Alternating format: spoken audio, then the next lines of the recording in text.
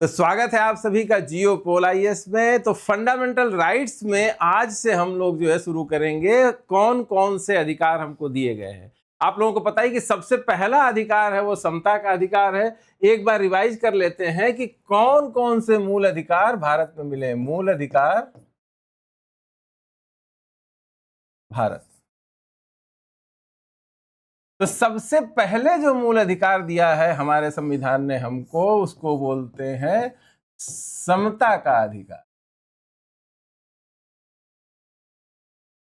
Right to equality, समता का अधिकार। इसके बाद अगला जो अधिकार दिया है वो दिया है स्वतंत्रता का अधिकार।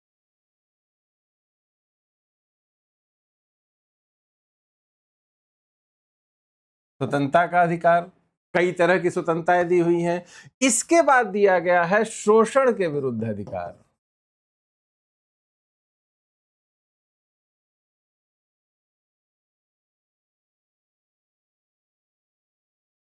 इसके बाद दिया गया है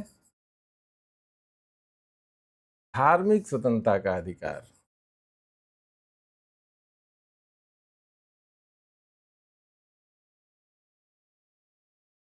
धार्मिक स्वतंत्रता का अधिकार। और इसके बाद दिया गया है सांस्कृतिक अधिकार। सांस्कृतिक एवं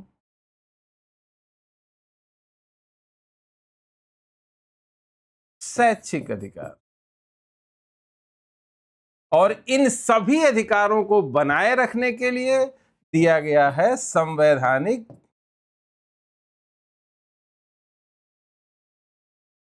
उपचारों का अधिकार।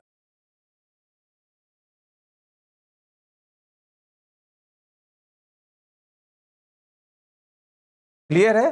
तो भारत में जो फंडामेंटल राइट्स हमारे संविधान ने दिए हैं हमको, वो इसी तरह के हैं। समता का अधिकार, स्वतंत्रता का अधिकार, शोषण के विरुद्ध अधिकार, धार्मिक स्वतंत्रता का अधिकार, सांस्कृतिक एवं शैक्षिक अधिकार, और इन सभी को बनाए रखने के लिए संवैधानिक उपचारों का अधिकार।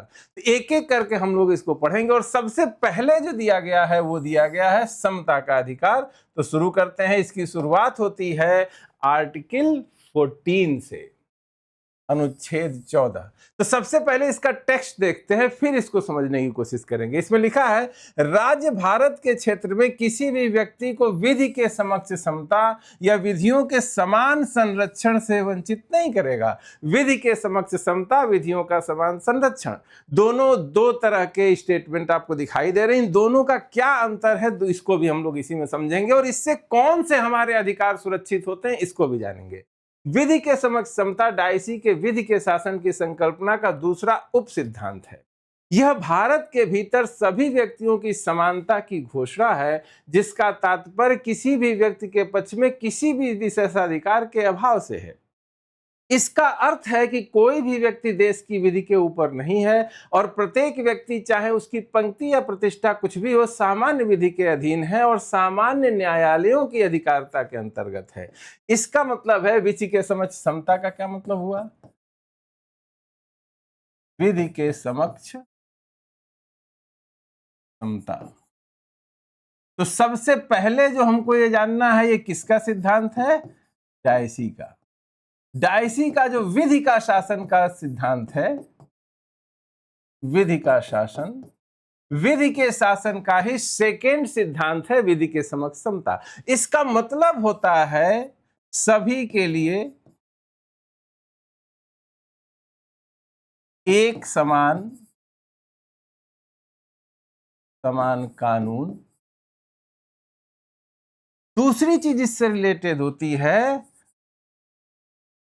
सभी का सामान्य न्यायालयों में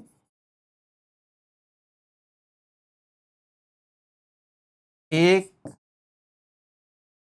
समान ढंग से, सामान्य न्यायालयों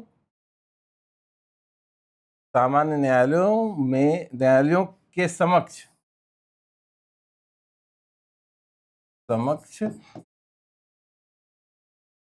एक समान ढंग से उत्तरदायी होना। यानी कि कानून पूरे देश में एक जैसा होगा, सभी के लिए एक जैसे कानून होंगे और उन कानूनों को लागू भी एक जैसे ही तरीके से किया जाएगा। किसी का स्तर, किसी का रहन सहन, किसी की पद प्रतिष्ठा कुछ भी हो, सबके लिए एक जैसा कानून होगा। दूसरी बात, सबके ऊपर लागू भी हो एक ही जैसे होगा। ऐसा नहीं है कि किसी बहुत अमीर आदमी के द्वारा अपराध किया जाए तो उसका मुकदमा सीधे हाई कोर्ट में चलेगा और गरीब आदमी का मुकदमा लोअर कोर्ट में चलेगा। ऐसा नहीं होगा।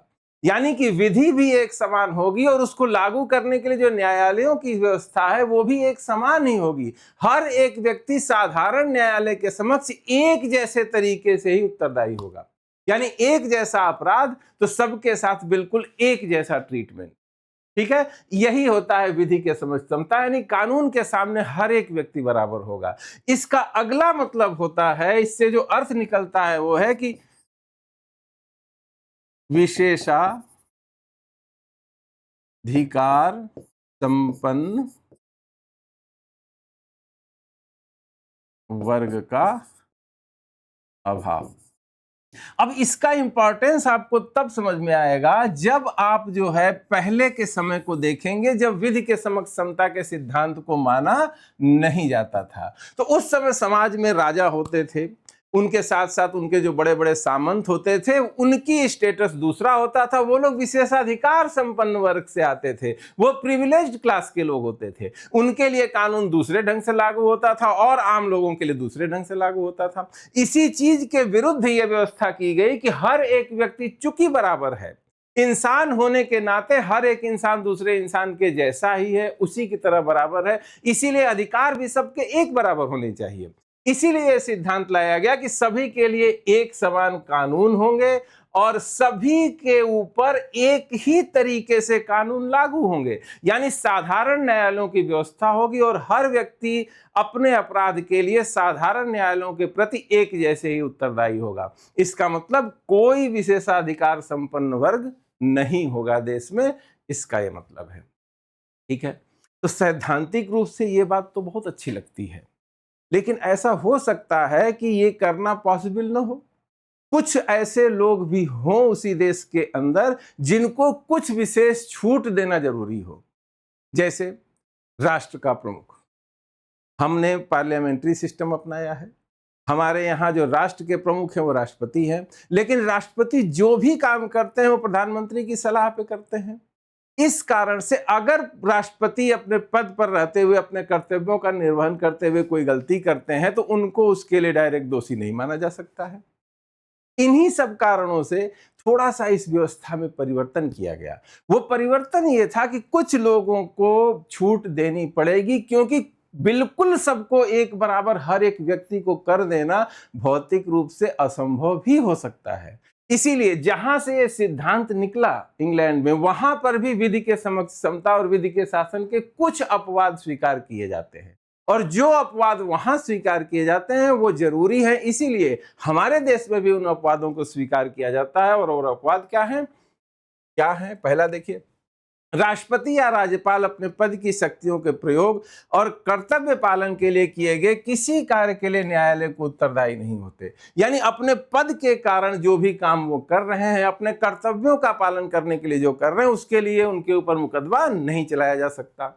राष्ट्रपति या राज्यपाल के विरुद्ध उनकी पदावधि के दौरान किसी न्यायालय में किसी प्रकार की दांडिक कार्रवाई चालू नहीं रखी जाएगी। यानी कि क्रिमिनल ऑफेंस का कोई केस जो है जब तक वो पद पे है तब तक नहीं चलाया जाएगा। राष्ट्रपति और राज्यपाल के विरुद्ध कोई भी सिविल कार्रवाई किसी भी न्यायालय में 2 महीने की सूचना दिए बगैर नहीं की जाएगी।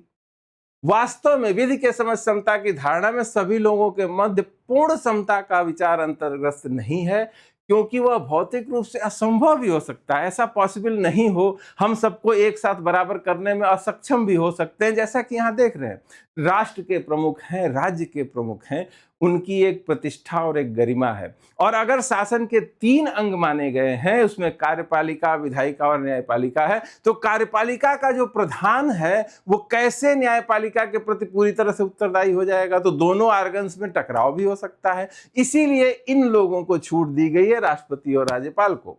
अनुच्छेद 14 एक जैसे व्यवहार की गारंटी देता है, न कि समरूप व्यवहार की। समता की धारणा में युक्ति संगत विभेद की अनुमति देती है। अतः इस सिद्धांत के अंतर्राष्ट्रीय विधि के अनुसार प्रत्येक सभ्य देश में जो अपवाद मान्य है वो भारत में भी बने रहेंगे।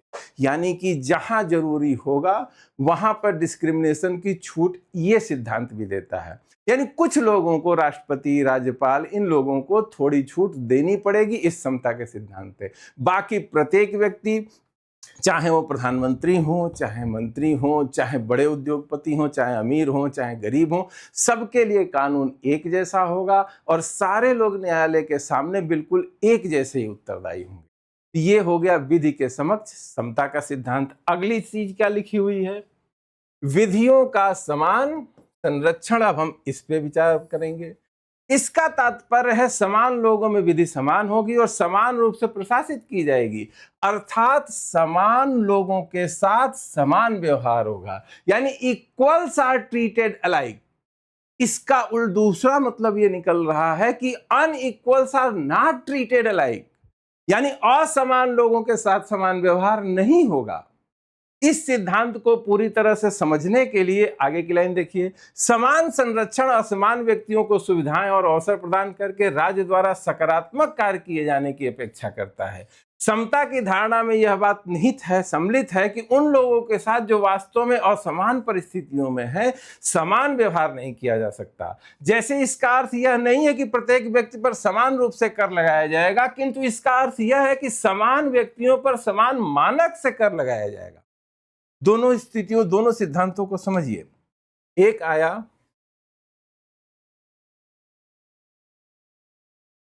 विधि के समक्ष समता, दूसरा है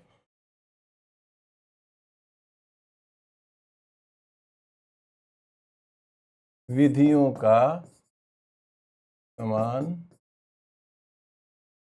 संरक्षण। इन दोनों को देखिए, ऐतिहासिक रूप से दोनों अलग अलग जगह से आए हैं। विधि के समक्ष समता इंग्लैंड में विकसित हुआ और विधियों का समान संरक्षण विकसित हुआ यूएस से। और परिस्थितियों का ही भेद था कि दोनों जगह पे इस नोशन में चेंज करना पड़ा। समता दोनों ही देना चाहते हैं, लेकिन दोनों के अर्थ में थोड़ा अंतर है। कैसे अंतर है देखिए, क्यों ये अंतर जरूरी हुआ इसको समझने की कोशिश करिए। आप इंग्लैंड के समाज के बारे में सोचिए। यहां पर एक नस्ल, एक रंग, एक संस्कृति,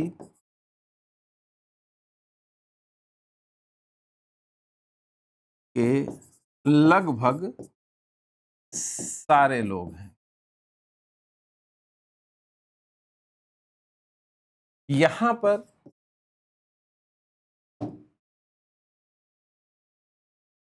अलग अलग देशों से अलग अलग परिस्थितियों, रंग, भाषा वाले लोग हैं। यानी कि यहां पर जो भी लोग उपलब्ध थे इंग्लैंड में, सबका एक ही कल्चर था, एक ही बौद्ध धर्म को मानते थे, एक ही जैसी भाषा बोलते थे, एक ही नस्ल के थे। यहां पर असमानता का स्तर कम था। यानी कि यहां पे क्या था? असमानता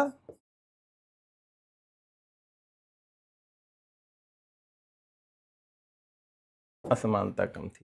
अब इसके विपरीत अगर हम इंग्लैंड की बात करेंगे और यहां पर जाएंगे यूएसए में, तो यहां पर घोर असमानता थी।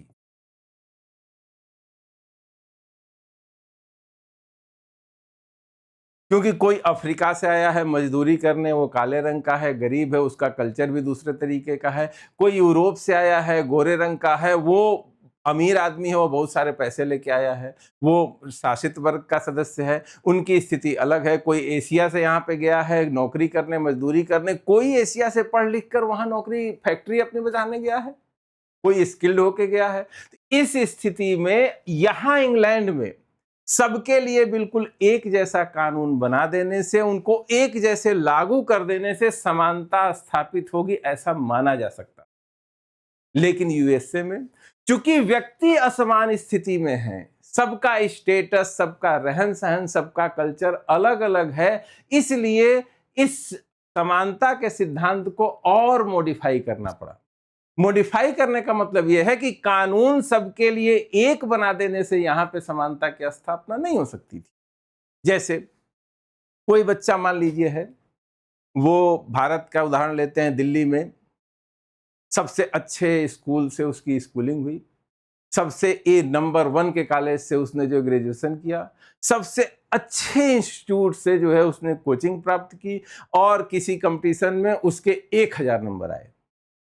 दूसरी तरफ अभाव से ग्रस्त किसी जगह पे स्कूलिंग हुई और बहुत सारी सुविधाएं नहीं है और एक कमजोर विद्यालय में, किसी डिग्री कॉलेज में किसी तरह से उसने ग्रेजुएशन कर लिया और उसी एग्जाम में उस बच्चे के जो ग्रामीण परिवेश से 990 नंबर आए। अब आप सोचकर खुद देखिए कि क्या दोनों बच्चे जो है बिल्कुल एक जैसी कैपेबिलिटी के हैं? क्या वो ग्रामीण परिवेश में अभाव से जूझता हुआ वंचित वर्ग का बच्चा, उसको सुरक्षा की जरूरत नहीं है? क्या वो एक्सपेक्ट नहीं करेगा कि हमारी सरकार उसके लिए कुछ विशेष सुविधाएं दे? जरूरी है कि नहीं जरूरी है? इसीलिए यहां पर आया कि अगर अलग अलग परिस्थिति में लोग रह रहे हैं तो उनके लिए एक कानून नहीं हो सकता है। अलग अलग परिस्थिति के लोगों के साथ अलग अलग व्यवहार हो सकता है, ये इसका सिद्धांत। यानी इसमें क्या कहा गया? समान लोगों के साथ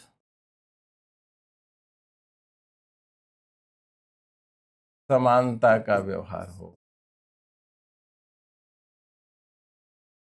इसका मतलब है कि जो लोग समान परिस्थितियों में नहीं हैं, जो एक जैसी परिस्थिति में जीवन यापन नहीं कर रहे हैं, उनके साथ समान व्यवहार नहीं होगा। यहीं से एक चीज निकल कर आएगी कि जो राज्य है, राज्य वंचितों के लिए विशेष व्यवस्था करेगा।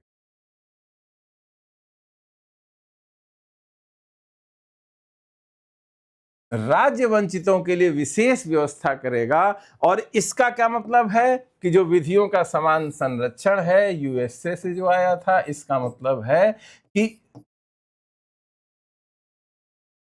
सकारात्मक कदम राज्य उठाएगा वंचितों के लिए, वंचित वर्गों के लिए। इसका मतलब है कि जो इस समय बराबरी की परिस्थिति में नहीं है, उनके साथ बिल्कुल इक्वल ट्रीटमेंट नहीं किया जाएगा, उनके लिए सकारात्मक व्यवस्था की जाएगी। यानी कि समानता स्थापित करने के लिए अफर्मेटिव एक्शन होगा। और इसी से जुड़ेगा क्या? इसी से जुड़ेगा यानी राज्य नागरिकों में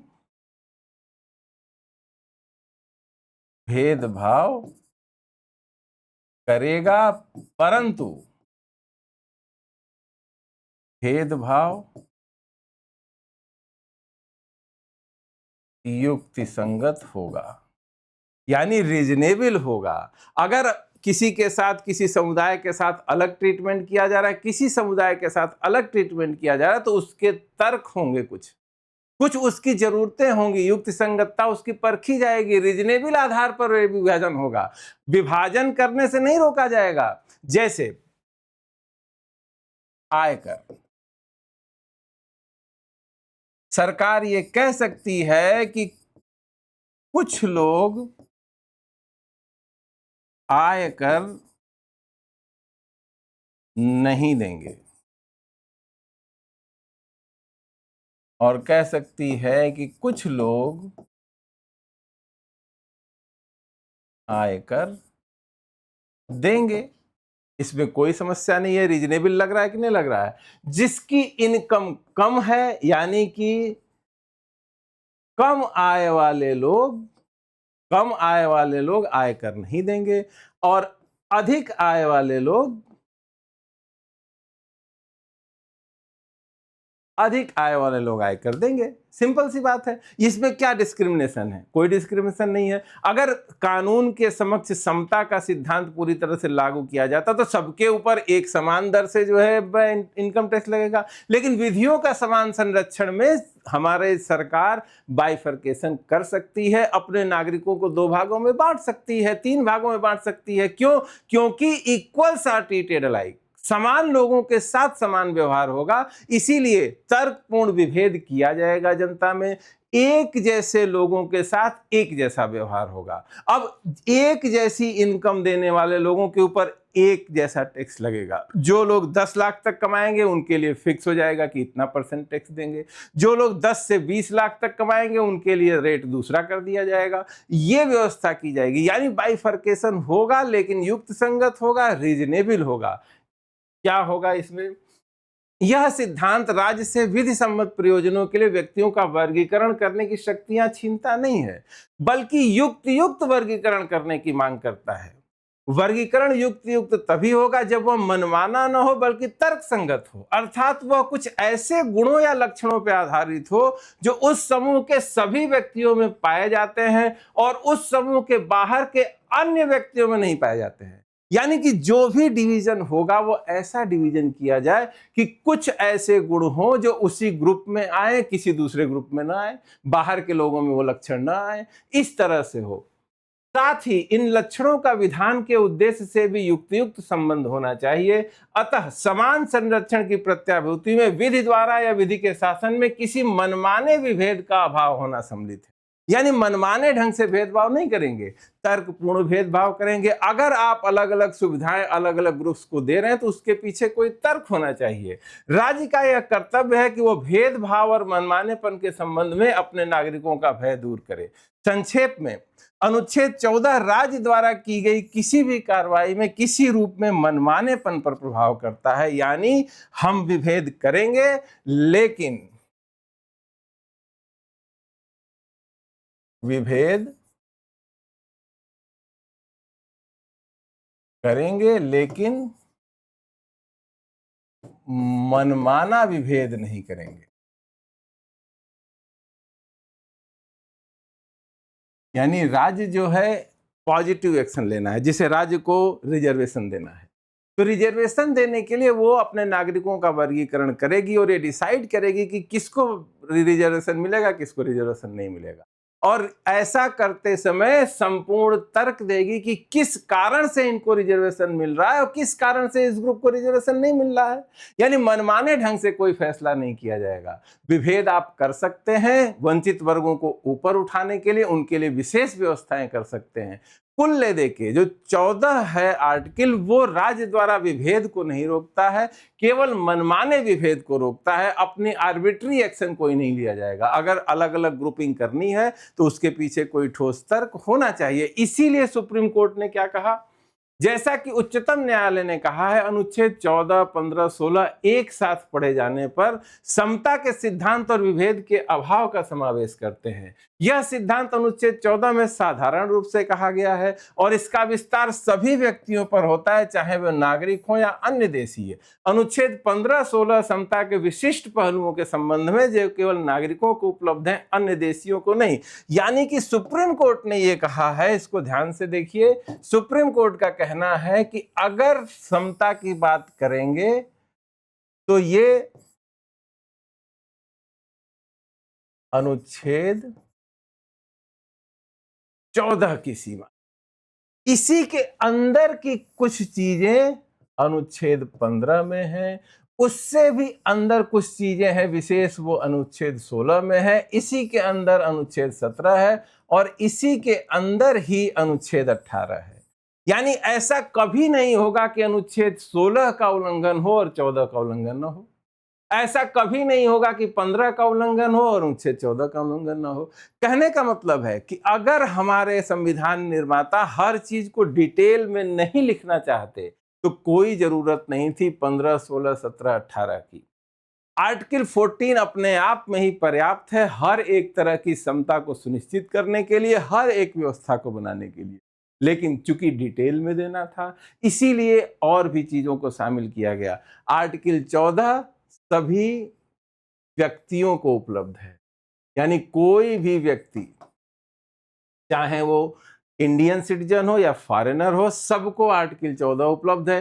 15, 16, 17, 18 ये आर्टिकल जो है 15 और 16 केवल जो है भारत के नागरिकों को उपलब्ध है। ये इसी समता के सिद्धांत का जो 14 में है छोटे छोटे पार्ट्स हैं।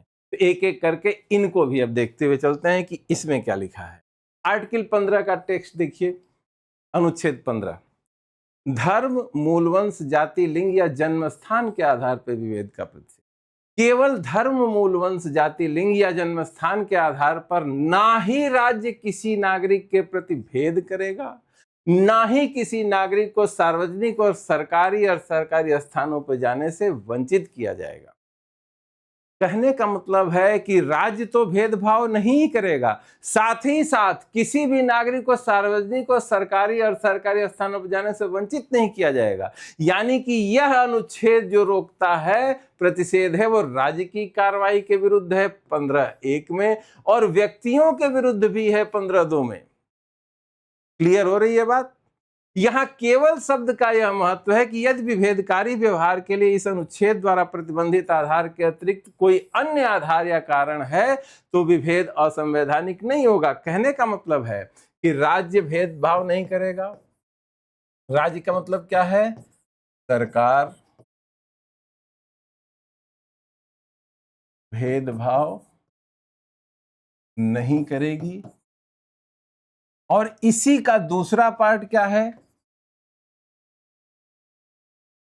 इसी का दूसरा पार्ट है कि किसी भी मतलब आम व्यक्ति, आम लोग भी किसी के साथ कोई भेदभाव नहीं करेंगे। यानी हर एक सरकारी ऑफिस, जहां सरकार और अर्ध सरकारी ऑफिस है, वहां पे कोई भी व्यक्ति आने जाने, नौकरी करने, किसी तरह से किसी को भेदभाव नहीं किया जाएगा। साथ ही साथ जो नागरिक हैं, जैसे हम अगर अपना पर्सनल घर है तो हम वहां पे ये लिख सकते हैं कि यहाँ पर जो है हमारी मर्जी के बिना कोई नहीं आए। हम ये कह सकते हैं कि यहाँ पे केवल पुरुष रहते हैं, महिलाओं का आना वर्जित है। वो हमारे अधिकार क्षेत्र में मेरी प्राइवेट प्रॉपर्टी है। लेकिन जैसे ही हम कोई मान लीजिए कि होटल खोल लेते हैं, रेस्टोरेंट, तो वहां पर हम बोर्ड नहीं लगा सकते हैं कि यहाँ पे महिलाओं का आना वर्जित है, यहाँ पर पंडित जी लोगों का आना वर्जित है, या यहाँ पर इस विशेष जाति के लोगों का आना वर्जित है, यहाँ पे बिहार के लोगों का आना वर्जित है, यहाँ महाराष्ट्र के लोगों का आना वर्जित है। इस तरह का कोई भेदभाव हम किसी के साथ नहीं करते। यानी कोई भी सार्वजनिक स्थल अगर है तो व्यक्ति भी किसी दूसरे व्यक्ति के साथ जो है नहीं कर सकता। यानी आर्टिकल 15 का परास बहुत बड़ा है। वो राज्य को तो प्रतिबंधित कर ही रहा है, साथ ही साथ आम लोगों को भी, हमको और आपको भी ये कह रहा है कि हम लोग भी किसी दूसरे के साथ भेदभाव नहीं कर सकते। इसके बाद अगली चीज क्या है, इसको पढ़िए। लिखा हुआ है केवल धर्म, मूलवंश, जाति, लिंग, जन्म स्थान, केवल धर्म, मूलवंश, जाति, धर्म, मूलवंश, जाति, लिंग,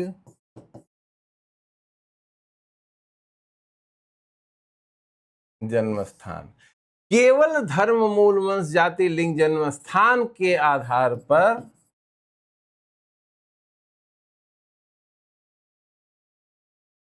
भेदभाव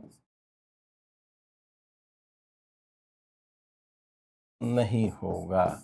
इसका सीधा सीधा मतलब है कि भेदभाव करने के लिए अगर ये जो चीजें लिखी हुई हैं, धर्म, मूलवंश, जाति, लिंग, जन्म स्थान, इनके अलावा कोई और रीजन है भेदभाव का, तब वैसा भेदभाव अलाउ किया जा सकता है। यानी किसी को केवल इस कारण से कहीं जाने से वंचित नहीं किया जाएगा कि वो किसी विशेष धर्म को मानने वाला है, उसको किसी इसीलिए केवल नहीं किया जाए कि वो किसी विशेष जाति में पैदा हो गया।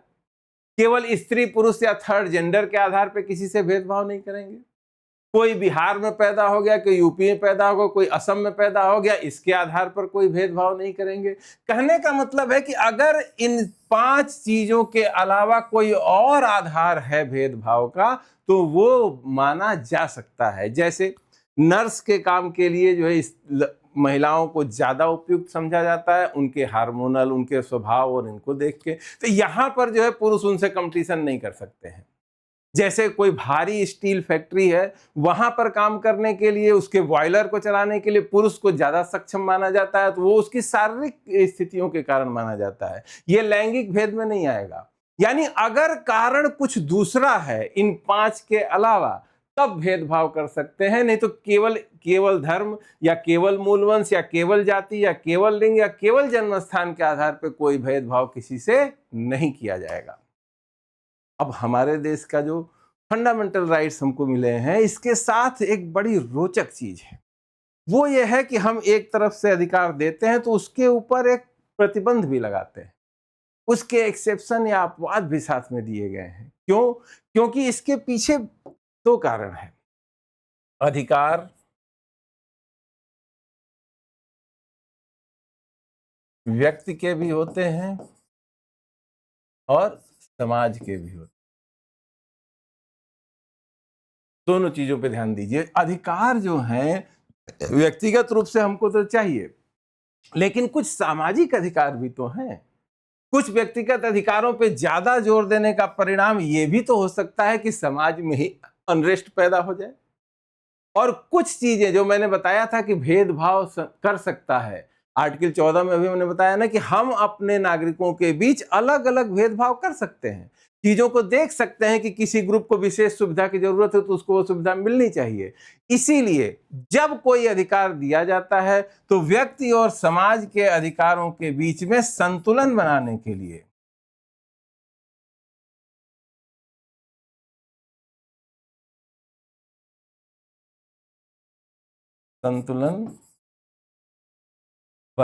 लिए दोनों के अधिकारों के बीच संतुलन बनाने के लिए व्यवस्था की जाती है। किसकी? अपवादों की।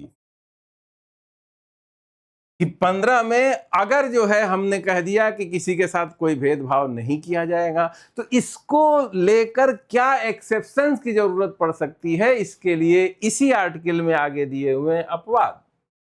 क्या क्या अपवाद है? विभेद के विरुद्ध उपयुक्त प्रतिषेध राज्य को निम्न कार्य करने से नहीं रोकते हैं। सबसे पहला जो डिस्क्रिमिनेशन होगा, इससे वायलेशन होगा, इसका एक्सेप्शन है आर्टिकल 15 1 और 2 का, वो है स्त्रियों और बालकों के लिए विशेष उपबंध करने से 15 3। यानी कि आर्टिकल 15 1 और 2 ये कहता है कि लिंग के आधार पर कोई भेदभाव नहीं होगा, लेकिन राज्य की ये विशेष जिम्मेदारी दी हुई है कि अगर राज्य स्त्रियों और बालकों के लिए कोई विशेष उपबंध करना चाहती है, जो और आम नागरिकों को, पुरुषों को नहीं मिलेगा, वयस्क पुरुषों को जो अधिकार नहीं मिलेगा, तो वो व्यवस्था करने से ये 15 1 और 15 2 नहीं रोकेगा। क्यों? क्योंकि वास्तव में उनको जरूरत है। स्त्रियों की स्थिति ऐसी है कि उनको विशेष संरक्षण की आवश्यकता है। इसीलिए स्त्रियों और बालकों के लिए विशेष उपबंध करने से राज्य को नहीं रोका गया है। ये एक्सेप्शन नंबर 1 है। दूसरा एक्सेप्शन, सामाजिक और शैक्षिक दृष्टि से पिछड़े नागरिकों के किन्हीं वर्गों की उन्नति के लिए या SC ST के लिए विशेष उपबंध करने से। यानी अगर कोई विशेष वर्ग सामाजिक और आर्थिक रूप से सामाजिक और शैक्षिक दृष्टि से पिछड़ा हुआ है या शेड्यूल कास्ट या शेड्यूल ट्राइब का है, तो सरकार इसके लिए भी विशेष सुविधाएं दे सकती है। इसमें जो नॉन OBC लोग हैं या नॉन SC ST हैं, वो आपत्ति नहीं करेंगे। यानी सरकार चाहेगी तो अपने समाज में जो वंचित वर्ग हैं उनके लिए विशेष व्यवस्थाएं कर सकेगी। ये दिया हुआ है 15 4। अगला क्या है? सामाजिक और शैक्षिक दृष्टि से पिछड़े वर्गों या SC ST के लिए अल्पसंख्यक शिक्षा संस्थाओं से भिन्न शिक्षा संस्थाओं, चाहे राज्य द्वारा सहायता प्राप्त हो या नहीं, में विधि द्वारा विशेष उपबंध बनाने से। यानी कि जो पिछड़े वर्ग हैं, वंचित वर्ग हैं, उनको शिक्षक संस्थाओं में केवल माइनॉरिटी इंस्टीट्यूशन को छोड़ के बाकी सारे शिक्षण संस्थाओं में सरकार से सहायता मिलती हो या नहीं मिलती हो, उनके लिए विशेष सीटें आरक्षित की जा सकती हैं, उनके लिए विशेष व्यवस्था की जा सकती है, उनको फीस में विशेष छूट दी जा सकती है। इसको भी विभेद नहीं माना जाएगा। इस वर्गीकरण को भी युक्त या रीजनेबल वर्गीकरण माना जाएगा। अगला है आर्थिक रूप से कमजोर वर्गों के लिए शैक्षिक संस्थानों, निजी तथा सरकारी दोनों में प्रवेश के लिए विशेष प्रावधान करने के लिए, यानी जो आर्थिक रूप से गरीब तबका है उसके लिए भी विशेष प्रावधान किए जाएंगे। ये है अनुच्छेद 15(6) में, और ये हाल में ही जोड़ा गया है। ठीक है, तो आर्थिक रूप से जो लोग पिछड़े हुए हैं, जो वंचित हैं, गरीब लोग हैं, उनके लिए भी विशेष व्यवस्था की जा सकती है। SC ST और OBC वर्गों के लिए शैक्षिक संस्थाओं में प्रवेश में विशेष व्यवस्था की जा सकती है। OBC और SC ST के लिए अलग से कोई भी सुविधा दी जा सकती है, और स्त्रियों और बालकों के लिए विशेष उपबंध भी किए जा सकते हैं। यानी आर्टिकल 15 का निषेध होते हुए भी ये 4 अपवाद जो है हमारे संविधान ने स्वीकार किए हैं। ये एक्सेप्शन है। राज्य चाहे तो स्त्रियों बालकों के लिए अलग व्यवस्था कर सकती है, OBC SC ST के लिए कर सकती है, OBC SC ST को शिक्षण संस्थाओं में भी विशेष व्यवस्था दे सकती है, उनके लिए अलग से प्रावधान बना सकती है, और गरीब वर्गों के लिए भी अलग से प्रावधान बनाए जा सकते हैं। ठीक है, तो ये हुए आर्टिकल 15 के जो अपवाद हैं वो। यानी कि आर्टिकल 15 में भी वही बात हो गई जो हम लोग 14 में कर रहे थे कि राज्य बराबरी लाएगा, समानता लाने की पूरी कोशिश करेगा, लेकिन अगर जरूरी है तो पूरी जनता को बाइफरकेट भी करेगा। अलग अलग वर्ग जिनको विशेष सुविधाएं चाहिए उनको सुविधाएं देने से राज्य को रोका नहीं गया है। ठीक है, अगला आर्टिकल देखते हैं। अगला आर्टिकल है अनुच्छेद 16। अनुच्छेद 16 लोक नियोजन में अवसर की समता, यानी जो सरकारी नौकरियां मिलेंगी इसमें सबको इक्वल अपॉर्चुनिटी मिलेगी। इसके बारे में है, क्या लिखा है? राज्य के अधीन किसी पद पर नियुक्ति से संबंधित विषयों में सभी नागरिकों के लिए अवसर की समता होगी। यानी कि कोई भी नागरिक है भारत का, वो किसी भी पोस्ट पर जो है नौकरी लेने में, किसी भी जगह चुने जाने के लिए एक समान एलिजिबल होगा, सबको एक समान अवसर दिया जाएगा। कोई नागरिक केवल धर्म, मूलवंश, जाति, लिंग, उद्भव, जन्मस्थान, निवास या इनमें से किसी आधार पर राज्य के अधीन किसी पद के संबंध में अपात्र नहीं होगा। 16(2) यानी कि रेजिडेंस का बहाना बनाकर, जन्म स्थान का बहाना बनाकर, उद्भव का बहाना या लिंग या जाति, मूलवंश, धर्म का बहाना बनाकर किसी को किसी भी पोस्ट से अपात्र नहीं किया जाएगा। यानी कि जो इक्वलिटी ऑफ अपॉर्चुनिटी होगी वो कंप्लीट होगी, किसी भी तरह का परिवर्तन इसमें नहीं किया जाएगा, और भेदभाव करेंगे भी तो वो केवल धर्म, मूलवंश, जाति, लिंग, उद्भव, जन्म स्थान, निवास के आधार पर नहीं होगा। इसके भी कुछ अपवाद हैं। क्यों? क्योंकि वही बात फिर आर्टिकल 14 की आ गई कि ग्रुपिंग करना जरूरी हो सकता है, और कुछ ऐसे वर्ग हो सकते हैं जिनको सरकारी नौकरियों में विशेष सुविधाएं देना जरूरी हो, तो इसके लिए अपवाद भी दिए गए हैं। पहला, संसद किसी राज्य या स्थानीय प्राधिकारी के अधीन नियुक्ति के किसी वर्ग के लिए शर्त के रूप में राज्य में निवास का उपबंध कर सकती है। आर्टिकल 16(3). आप ध्यान दीजिए, यहां लिखा हुआ है कि निवास के आधार पर कोई भेदभाव नहीं होगा 16(2) में।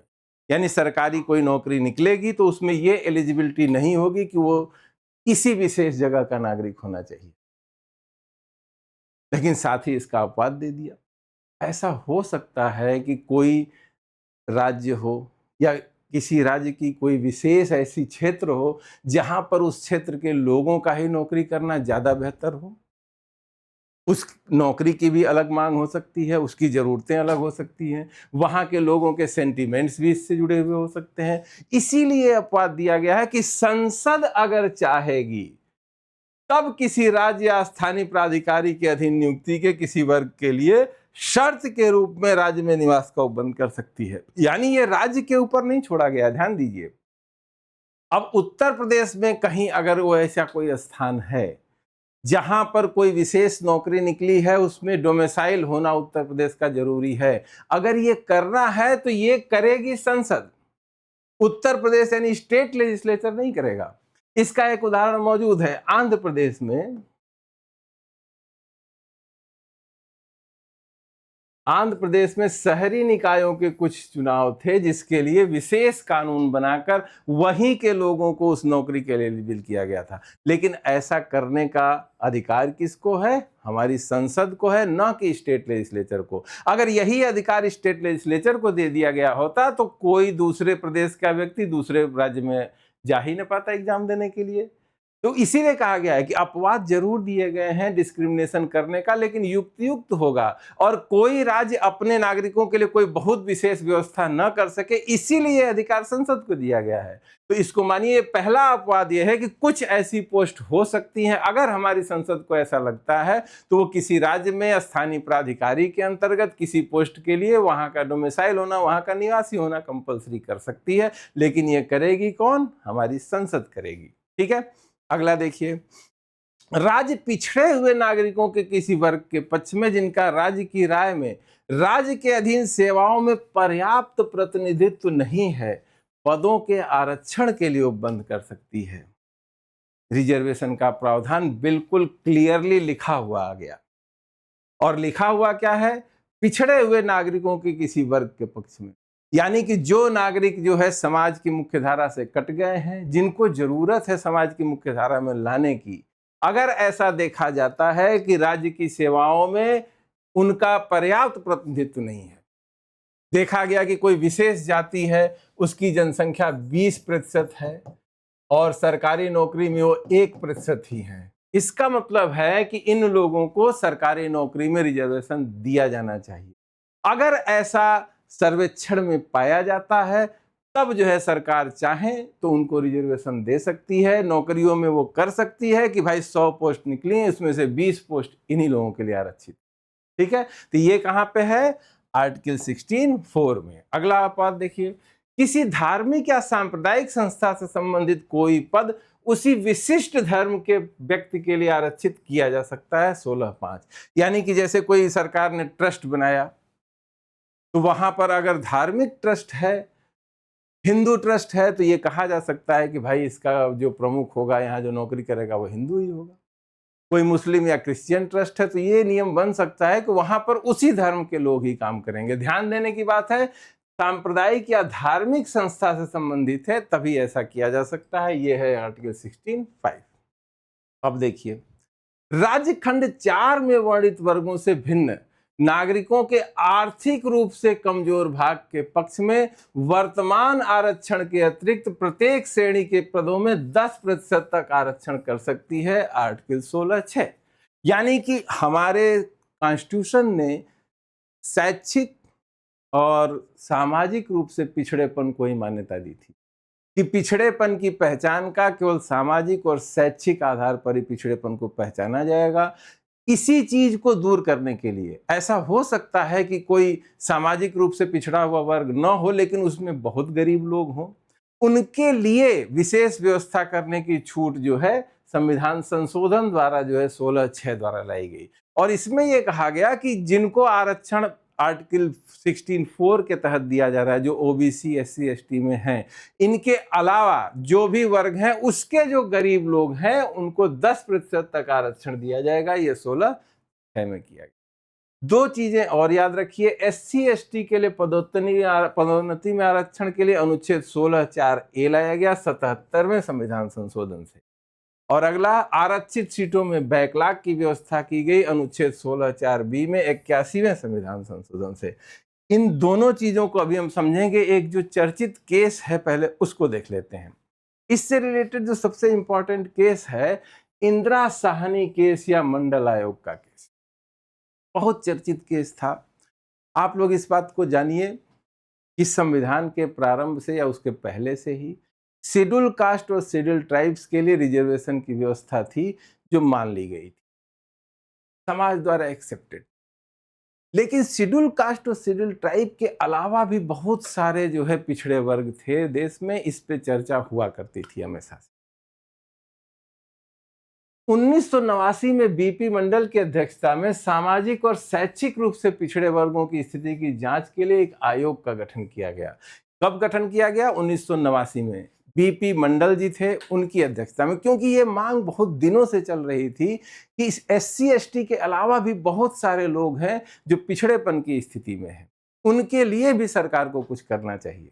तो ऐसी स्थिति में आगे काम किया गया। इन्होंने अपनी रिपोर्ट दी। इस रिपोर्ट में ओबीसी या अन्य पिछड़े वर्गों को सरकारी नौकरियों में 27% आरक्षण देने की सिफारिश की। मंडल आयोग ने अपना सर्वे किया और उस सर्वे में उन्होंने ये पाया कि एससी एसटी के अलावा भी बहुत सारे ऐसी जातियां हैं, बहुत सारे ऐसे समुदाय हैं जो पिछड़ेपन के शिकार हैं, जिनकी कंडीशन ठीक नहीं है। इनको उन्होंने कहा अदर बैकवर्ड क्लास, अन्य पिछड़ा वर्ग, यानी एससी एसटी के अलावा जो पिछड़े लोग हैं इनको कहा गया ओबीसी। और इन ओबीसी वर्गों के लिए 27% आरक्षण की सिफारिश जो है बीपी मंडल आयोग ने की थी। 1989 में कांग्रेस की सरकार गिर गई, राजीव गांधी की, चुनाव हार गए। बीपी सिंह भारत के प्रधानमंत्री बने और अपनी सरकारी उठापटक और इन सब में जल्दीबाजी में बीपी सिंह ने 1990 में इस मंडल आयोग की रिपोर्ट को लागू कर दिया। अब इसको लेके बहुत बड़ा हंगामा हुआ बहुत भयंकर आंदोलन चले पूरे देश में, और इसका परिणाम यह हुआ कि सुप्रीम कोर्ट में केस भी कर दिया। सुप्रीम कोर्ट ने इस केस की पूरी सुनवाई की और कुछ 9 जजों की पीठ ने इस मामले में को सुना और कहा, इसी डिसीजन को कहा जाता है इंदिरा साहनी का। इसको ध्यान से आपको याद रखना है और एक एक पॉइंट पे ध्यान देना है, और उसी के साथ साथ आगे सरकारों ने क्या किया इसको भी ध्यान रखना है। इस केस में सबसे पहला जो डिसीजन दिया, क्योंकि इसमें यह भी मुद्दा उठाया गया था कि जो आरक्षण इतनी भारी मात्रा में देना है ये सरकार देगी कि लेजिस्लेचर देगी, यानी अगर केंद्र स्तर पर देना है तो संसद की मंजूरी के बाद आरक्षण लागू होना चाहिए कि सरकार भी दे सकती। सुप्रीम कोर्ट ने कहा यह आवश्यक नहीं है कि अनुच्छेद 16(4) के तहत आरक्षण संसद या विधानसभा द्वारा ही दिया जाए, ऐसा प्रावधान कार्यपालिका द्वारा भी किया जा सकता है। यानी बीपी सिंह ने अगर आरक्षण लागू किया तो इसमें कोई दिक्कत की बात नहीं है। अगला, पिछड़े वर्ग के संविधान में पिछड़े वर्ग की संविधान में कोई परिभाषा नहीं दी गई है। भारत के संदर्भ में निचली जातियों को पिछड़ा माना जा सकता है, जाति अपने आप में पिछड़ा वर्ग हो सकती है। उसमें इसी बात का सबसे ज्यादा विरोध हो रहा था कि पिछड़ेपन की का पैमाना जाति होना चाहिए कि नहीं। सुप्रीम कोर्ट ने इस पे अंतिम मोहर लगाई और कहा कि जाति अपने आप में पिछड़ा वर्ग हो सकती है और जाति ही के आधार पर आरक्षण भी दिया जा सकता है। जो समाज जाति को मान्यता नहीं देते उनके लिए अन्य कसौटियां ही लागू होंगी। यानी अगर कोई ऐसा समुदाय है जहां पे जाति नहीं पाई जाती है तो वहां पर आरक्षण के लिए कुछ और व्यवस्था कर सकते हैं। लेकिन जिन धर्मों में, जिन समुदायों में जाति को मान्यता प्राप्त है, वहां जाति के आधार पर भी जो है पिछड़ेपन की जांच की जा सकती है और उनको मान्यता दी जा सकती है। अनुच्छेद 16(4) में जिस पिछड़ेपन की बात की गई है वो मुख्यतः सामाजिक है। यह आवश्यक नहीं कि वह सामाजिक और शैक्षिक दोनों हो, यानी सामाजिक और शैक्षिक रूप से ही पहचान करनी है, लेकिन मुख्यतः जोर किस चीज पे दिया गया है? सामाजिक पिछड़ेपन पर दिया गया है। साधन परीक्षण का अर्थ है ओबीसी से लोगों को बाहर करने के लिए आय की सीमा तय करना। यह सीमा लगाई जा सकती है, यानी क्रीमी लेयर। ओबीसी की पहचान कर ली कि इस विशेष जाति के लोग, जैसे मान लीजिए कि कोई जाति है एक्स, ये पाया गया कि ये ओबीसी में आ रही है, इसको आरक्षण मिलना चाहिए। लेकिन इस विशेष जाति का वो व्यक्ति जिसकी आय एक सीमा से ज्यादा है, कोई भी क्रीमी लेयर लगाई जा सकती है। जैसे आज के समय में 8 लाख रुपए सालाना सेट किया गया है, तो 8 लाख रुपए सालाना से ज्यादा अगर आय किसी के तो उसको आरक्षण नहीं मिलेगा। ये व्यवस्था भी सुप्रीम कोर्ट ने ओके कर दी, कहा कि साधन परीक्षण भी किया जाना चाहिए। आगे चलते हैं। कोई वर्ग तभी आरक्षण पाएगा जब वो पिछड़ा हो, यानी कि ये फिक्स हो गया हो कि वो जिस जाति में या जिस वर्ग में पैदा हुआ है वो ओबीसी में या पिछड़े वर्गों में आती है। राज्य की सेवा में उसका पर्याप्त प्रतिनिधित्व न हो, यानी 2 शर्तें जब पूरी होंगी कि सामाजिक रूप से पिछड़ा है, शैक्षिक रूप से पिछड़ा वो वर्ग है, पहली शर्त। दूसरा, राज्य की सेवाओं में अगर उसका प्रतिनिधित्व पर्याप्त नहीं है जनसंख्या के हिसाब से, उसकी परसेंटेज में कम लोग सरकारी नौकरी में हैं, तभी आरक्षण दिया जा सकता है। यानी आरक्षण देने के लिए दो शर्तें सुप्रीम कोर्ट ने की। पहली कि पिछड़ा होना चाहिए, दूसरा उसका पर्याप्त प्रतिनिधित्व नहीं होना चाहिए। अगला कहा कि आरक्षण 50% से अधिक नहीं होना चाहिए और 50% का नियम प्रत्येक वर्ष को लागू होना चाहिए। उसे किसी वर्ग या सेवा की कुल सदस्य संख्या से नहीं जोड़ा जा सकता। मतलब यह है कि एक साल में अगर सीटें निकली 100, तो मैक्सिमम सीटें हो सकती हैं रिजर्व केवल 50, और पूरे कैडर से नहीं जोड़ा जाएगा। एक ही बार में हम सारी संख्या को बराबर नहीं करेंगे कि एक मान लीजिए कि कोई एक कैडर है XYZ, इसमें टोटल व्यक्ति जो नौकरी कर रहे हैं वो 10,000 लोग नौकरी कर रहे हैं, और ओबीसी के लोग मान लीजिए कि ओबीसी के लोग इसमें केवल 2,000 हैं, और होने कितने चाहिए? 50% होने चाहिए। तो अगर 50% हमको करना है तो एक बार में ही नहीं होगा। इसी नौकरी के लिए अगर किसी समय में सीटें निकली 200, इस 200 का 50% मतलब 100 सीटें ही एक साल में एक बार में आरक्षित हो सकती। यानी हर बार 50% सीटें तय की जाएंगी, और जितनी सीटों के लिए एग्जाम हो रहा है, जितनी सीटों के लिए सिलेक्शन हो रहा है, उसकी 50% ही सीटें होंगी। ठीक है। अगला कहा कि पदोन्नति में आरक्षण नहीं होगा, यानी रिजर्वेशन जो है प्रमोशन में नहीं दिया जाएगा। अगला, पिछड़े वर्गों की पहचान का न्यायिक पुनर्विलोकन हो सकता है। सुप्रीम कोर्ट ने कहा कि पिछड़े वर्गों की कोई परिभाषा तो दी नहीं गई है, तो पिछड़ा वर्ग में कौन आएगा कौन नहीं, इसकी पहचान करने का काम राज्य सरकार का है, केंद्र सरकार का है। वो लोग पहचान करेंगे और लोगों को जो है उसमें शामिल करेंगे, वर्गों को। लेकिन जिन लोगों को, जिन समुदायों को पिछड़ा वर्ग में शामिल किया गया है, कैसे किया गया है, किस आधार पे किया गया है, सही है कि नहीं उनका शामिल होना, इसका जुडिशियल रिव्यू भी हो सकता है, और जुडिशियल रिव्यू अगर सही नहीं पाया जाएगा तो उनको उससे बाहर भी किया जा सकता है।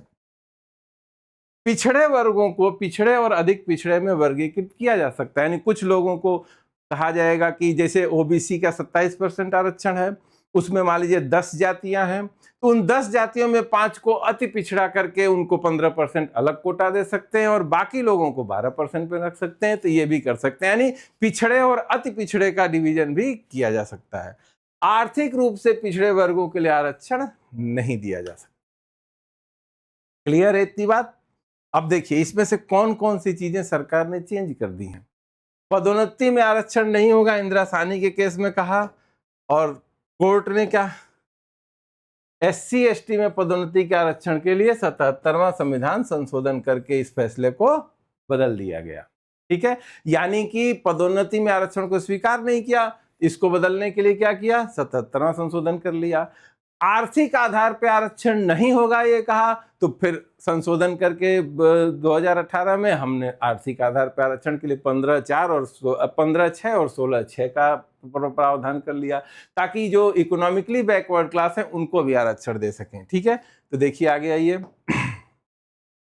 इसके बाद आगे एक केस में न्यायालय ने कहा कि 16(4) आरक्षण देने की शक्ति देता है, लेकिन आरक्षण का दावा करने का कोई अधिकार नहीं देता है। एक प्रश्न आता है, बार बार पीछे पूछा था, क्या रिजर्वेशन जो है मौलिक अधिकार है, या रिजर्वेशन अधिकार है हमारी जनता का, या पिछड़े लोगों का ये राइट है रिजर्वेशन लेना? सुप्रीम कोर्ट ने इस दावे को जो है खारिज कर दिया। सुप्रीम कोर्ट ने कहा कि 16(4) सिर्फ ये कहता है कि अगर राज्य चाहे, सरकार चाहे, तो वो आरक्षण दे सकती है, लेकिन इससे किसी भी अधिकार का सृजन नहीं हो सकता है। कोई भी वर्ग इस बात को लेके कि हमको आरक्षण चाहिए ही चाहिए, किसी अधिकार का दावा नहीं कर सकता, और सुप्रीम कोर्ट में केस नहीं कर सकता है कि हमारा तो अधिकार है आरक्षण, हम इसको लेकर रहेंगे। इस चीज को सुप्रीम कोर्ट ने खारिज कर दिया। कहा कि 16(4) में सिर्फ ये कहा गया कि आरक्षण दिया जा सकता है, बस, और कुछ नहीं कहा गया। ठीक है, तो ये इंदिरा साहनी का केस था। इस केस के बाद पहला परिवर्तन किया गया पदोन्नति में आरक्षण के लिए, फिर उसके बाद चेंज किया गया जो 50% वाला नियम था उसके लिए, जैसे बैकलॉग अभी हम लोग बात कर रहे थे। बैकलॉग में क्या होता है, उदाहरण से समझ लीजिए, समझ में आ जाएगा। मान लीजिए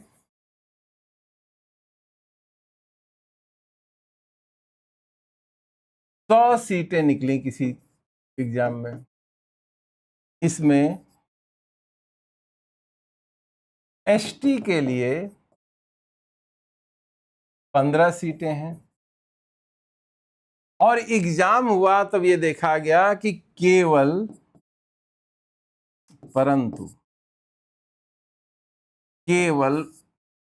5 एसटी लोग ही चयनित हुए।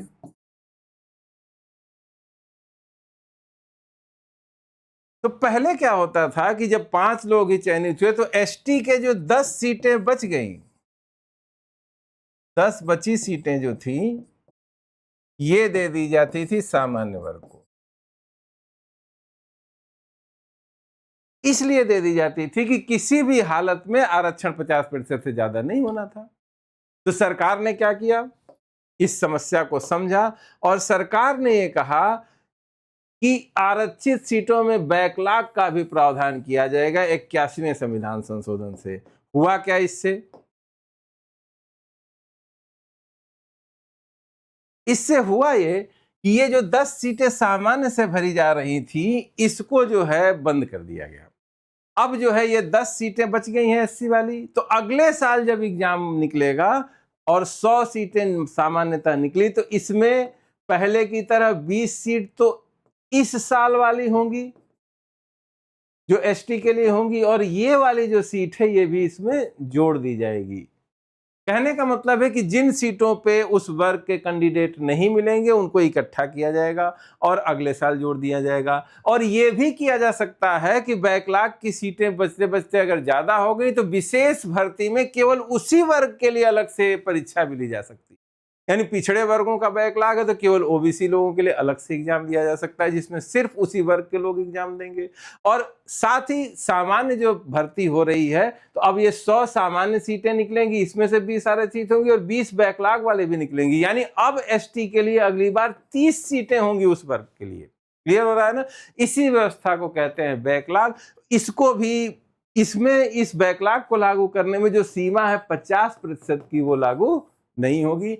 इस चीज को भी फिक्स कर दिया गया। यानी अब देखिए इसमें 50% और 50 सीटें ये रिजर्व रहेंगी ही रहेंगी सामान्य नियम के तहत और 10 सीटें और जुड़ जाएंगी बैकलॉग वाली। 50% सीमा का अतिक्रमण तो हो गया लेकिन चूंकि ये बैकलॉग से गया है इसीलिए जो है इसको भी अलाउ कर दिया गया। तो सुप्रीम कोर्ट के फैसले को पलटने के लिए संविधान संशोधन 2000 में किया गया था। क्लियर इतनी बात? तो आर्टिकल 16 हमको देता है equal opportunity in government jobs, लेकिन इसमें अपवाद भी हैं। जो 16(4) में है ओबीसी आरक्षण, एससी एसटी का आरक्षण, इसके बाद 16(6) में है आर्थिक वर्ग से आर्थिक रूप से पिछड़े वर्गों के लिए आरक्षण की व्यवस्था। ये सारी व्यवस्थाएं ही की गई हैं। इससे रिलेटेड सबसे इंपॉर्टेंट केस जो इंदिरा साहनी का था उसके सारे स्टेटमेंट को आप लोग पढ़िएगा और उसको ध्यान में रखिएगा, याद करिएगा। ठीक है, अगला आर्टिकल अब देखते हैं। अगला आर्टिकल है अनुच्छेद 17। इसमें क्या लिखा है? अस्पृश्यता को समाप्त किया जाता है और उसका किसी भी रूप में आचरण निषिद्ध किया जाता है। अस्पृश्यता से उपजी किसी नियोग्यता को लागू करना अपराध होगा जो विधि के अनुसार दंडनीय होगा। कहने का मतलब है कि अनटचेबिलिटी को खत्म कर दिया गया कानून द्वारा। गांधी जी इसके बहुत खिलाफ थे और उनके ही तपस्या का यह फल था कि अनुच्छेद 17 को शामिल किया गया। एक व्यक्ति के साथ छुआछूत का व्यवहार करना वास्तव में अमानवीय कृत्य है। इसी को खत्म किया गया 17 से। अस्पृश्यता को संविधान तथा संसद के किसी कानून में परिभाषित नहीं किया गया है, अतः इसका निर्वचन करना न्यायपालिका का दायित्व है। अब अस्पृश्यता कहेंगे किसको ये क्लियर नहीं किया गया संविधान में, ये छोड़ा गया न्यायपालिका पे। न्यायपालिका ने राजस्थान उच्च न्यायालय ने जय सिंह बनाम भारत संघ तथा मद्रास उच्च न्यायालय ने देवराज बनाम पद्मना के मामले में अस्पृश्यता शब्द को परिभाषित किया है और ये बताया है कि ये जो अनुच्छेद 17 है वो किससे रिलेटेड है। क्या कहा है इसमें? अदालत ने कहा अनुच्छेद 17 में अस्पृश्यता शब्द इन्वर्टेड कामा के अंदर रखा गया है। इसका अर्थ है शब्द को इसकी शाब्दिक या व्याकरणिक व्याख्या से परिभाषित नहीं किया जाएगा। इसका शब्द का अर्थ ऐतिहासिक विकास तथा ऐतिहासिक व्यवहारिकता से लिया गया, यानी इन्वर्टेड कामा में रखा गया है। इसका मतलब इसका कोई विशेष अर्थ है संविधान निर्माता जब अस्पृश्यता को रख रहे थे तो अस्पृश्यता को सामान्य वाक्य में भी रख सकते थे, लेकिन उन्होंने उसको इन्वर्टेड कामा में रखा, यानी कि उसका एक पारिभाषिक अर्थ जो है उनके दिमाग में था। और वो अर्थ क्या था? अस्पृश्यता का तात्पर्य किसी व्यक्ति के एक विशिष्ट पिछड़े वर्ग में जन्म के कारण ला दी गई सामाजिक नियोग्यता से है। अतः यह कुछ व्यक्तियों के किसी भी सामाजिक बहिष्कार को समाहित नहीं करता। अनुच्छेद 17 में अस्पृश्यता शब्द का अर्थ केवल जाति आधारित अस्पृश्यता से है, यानी कि किसी विशेष घर में जन्म लेने के कारण अगर आपके साथ छुआछूत का व्यवहार किया जा रहा है तो वो अनुच्छेद 17 के विरुद्ध है। संसद ने अस्पृश्यता अपराध अधिनियम 1955 को अधिनियमित किया। 1976 में इसे और अधिक कठोर बना दिया गया और इसका नाम बदलकर नागरिक अधिकारों का संरक्षण अधिनियम 1955 कर दिया गया। यह अस्पृश्यता के संबंध में कठोर दंड का प्रावधान करता है। इसने इस बात को क्लियर कर दिया कि जो भी अस्पृश्यता का व्यवहार करेगा उसके साथ कठोर कार्रवाई की जाएगी, उसके साथ किसी भी तरह की मुरव्वत नहीं की जाएगी। ठीक है, तो ये है आर्टिकल 17। इसमें आप लोग ध्यान ये रखिएगा कि आर्टिकल 17 में अस्पृश्यता का जो मतलब है, कोर्ट ने ये बताया है कि ये विशेषतः जाति आधारित अस्पृश्यता का निषेध करता है। ठीक है, आगे चलते हैं। अब आएगा आर्टिकल 18। ये समता के अधिकार का अंतिम आर्टिकल है। इसमें लिखा हुआ है उपाधियों का अंत, एबोलिशन ऑफ टाइटल्स।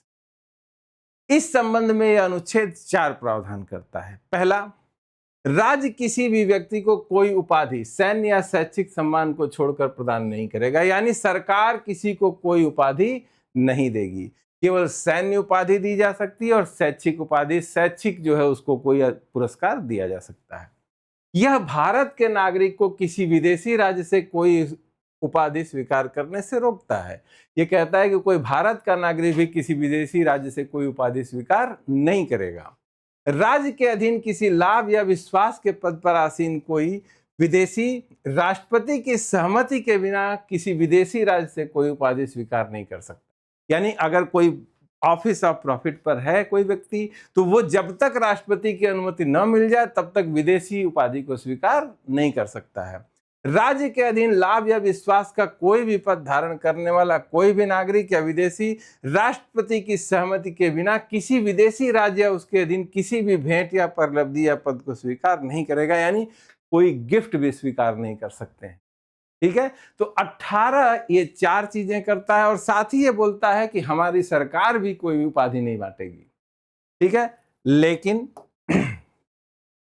सर्वोच्च न्यायालय ने राष्ट्रीय पुरस्कारों भारत रत्न, पद्म विभूषण, पद्म भूषण, पद्मश्री को संवैधानिक वैधता को बरकरार रखा है। इसने फैसला सुनाया कि ये पुरस्कार अनुच्छेद 18 के अर्थ के भीतर उपाधियों के बराबर नहीं है, जो कुलीनता के आधार पर केवल वंशानुगत उपाधियों पर रोक लगाता है। सुप्रीम कोर्ट ने कहा कि भारत रत्न, पद्मश्री और ये सब जो उपाधियां दी जाती हैं वो किसी विशेष उपलब्धि को सम्मानित करने के लिए दी जाती है। ये केवल कुलीन लोगों को दी जाने वाली उपाधि नहीं है कि राजा का बेटा है तो उसको राय बहादुर की उपाधि दे दिए, कोई बहुत बड़ा आदमी है, धनवान आदमी है तो उसको सर की उपाधि दे दिए। इस तरह कुलीनता से इसका मतलब नहीं है, इसलिए ये सब पुरस्कार दिए जा सकते हैं। इसीलिए अनुच्छेद का उल्लंघन नहीं करते, क्योंकि यह समता के सिद्धांत के प्रतिकूल नहीं है। लेकिन यह भी फैसला सुनाया गया कि पुरस्कार पाने वालों के नाम के साथ प्रत्यय या उपसर्ग के रूप में इसका इस्तेमाल नहीं किया जाना चाहिए। जैसे सचिन तेंदुलकर को भारत रत्न दिया गया है तो वो ये नहीं कहेंगे अपने नाम के साथ कि भारत रत्न सचिन तेंदुलकर हैं, वो उपाधि दे दी गई है वो रखेंगे, लेकिन उपसर्ग या प्रत्यय की तरह इसका उपयोग नहीं करेंगे। तो आज की क्लास में हम लोगों ने राइट टू इक्वलिटी को पढ़ा। आप लोग ध्यान से इस क्लास को देखिएगा, बहुत ही इंपॉर्टेंट है। इससे प्रश्न तो पूछे ही जाते हैं, हमारे और आपके सामान्य जीवन के लिए बहुत इंपॉर्टेंट है। इसको देखिए। अगली क्लास में हम लोग स्वतंत्रता के अधिकारों को पढ़ेंगे, आर्टिकल 19 से आर्टिकल 22 तक को कवर करेंगे। तब तक के लिए थैंक यू।